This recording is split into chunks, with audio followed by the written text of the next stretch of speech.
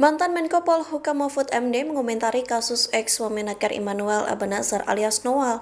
Mahfud mengendus kasus yang menjerat Noel tidak sebatas pemerasan.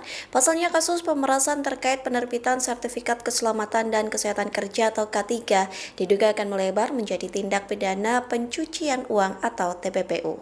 Hal itu disampaikan Mahfud MD melalui podcast di channel YouTube-nya pada Selasa 26 Agustus. Dikutip dari tribunnews.com, Mahfud mengkritik KPK lantaran menurutnya Noel bukan terjaring operasi tangkap tangan atau OTT. Pasalnya peristiwa dugaan pemerasan terkait sertifikat K3 ini sudah terjadi pada Desember 2024, namun KPK baru melakukan penangkapan. Download Tribun X sekarang, menghadirkan lokal menjadi Indonesia.